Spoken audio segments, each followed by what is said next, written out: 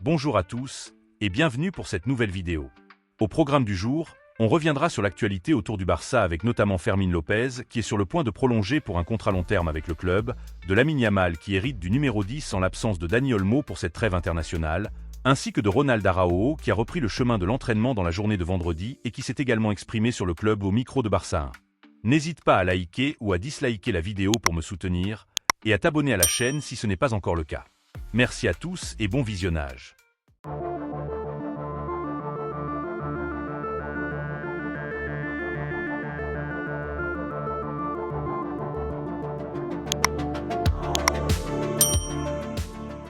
Rafinha et le Brésil disputaient leur 9e match de qualification pour la Coupe du Monde 2026 face au Chili dans la nuit de vendredi. Match qui s'est soldé par une victoire de la Seleção 2-1, avec un match plutôt correct de l'ailier brésilien replacé au poste de numéro 10. Le Brésil est désormais 4e au classement et se rassure après des débuts plutôt ratés lors des premiers matchs de qualification.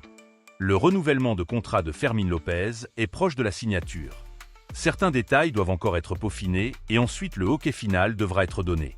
Malgré les approches de plusieurs gros clubs tels que Manchester United ou encore Chelsea, le joueur a toujours donné sa priorité au Barça et n'a voulu écouter aucune offre. Le nouveau contrat sera jusqu'en 2029 et sa clause libératoire serait d'environ 500 millions d'euros. Le Barça va recevoir 6 308 236 € de la FIFA en compensation de la blessure à long terme de Gavi, qui entre dans le cadre du programme de protection du club.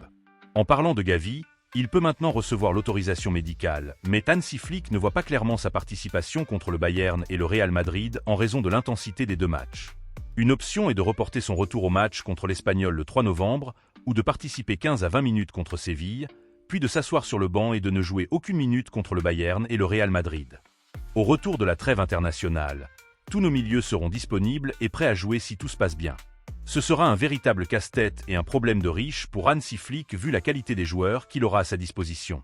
Si on part du principe qu'il va continuer de jouer avec un milieu à 3 comme il le fait depuis le début de saison, on aura Gavi, Pedri, Fermín, Frenkie de Jong, Casado, Dani Olmo, Eric Garcia et Pablo Torre pour 3 postes de disponibles.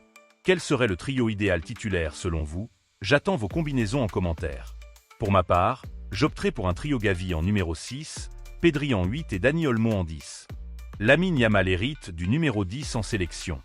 Avec l'absence de Dani Olmo, c'est la jeune pépite de la Masia qui portera ce numéro emblématique lors du match de ce samedi face au Danemark.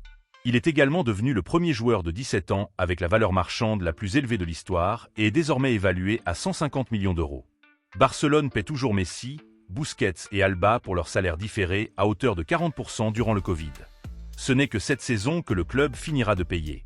L'impact est sur la trésorerie, mais n'a aucun impact sur les comptes de l'exercice en cours, puisque tout a été calculé pour la saison 2020 à 2021. L'installation des chaises continue au Camp Nou, et Édouard Romeu, le président économique du club, a déclaré que le retour au stade devrait finalement avoir lieu à la mi-février. Une fois le stade achevé, Barcelone prévoit de gagner environ 350 millions d'euros par an, soit une augmentation d'environ 150 millions d'euros par rapport à ce que rapportait l'ancien stade. Une grande partie de cette somme servira à rembourser la dette pour la rénovation du stade. Le Barça budgète déjà le nouveau contrat sponsor maillot avec Nike dans les comptes. Une augmentation de 19% des revenus commerciaux est observée avec 72 millions d'euros de chiffre d'affaires supplémentaire attendu.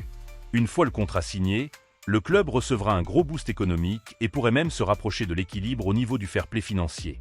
Tous les documents sont prêts et la signature devrait avoir lieu dans les semaines à venir. Ronald Araujo a repris l'entraînement en gymnase ce vendredi et ses sensations sont plutôt bonnes.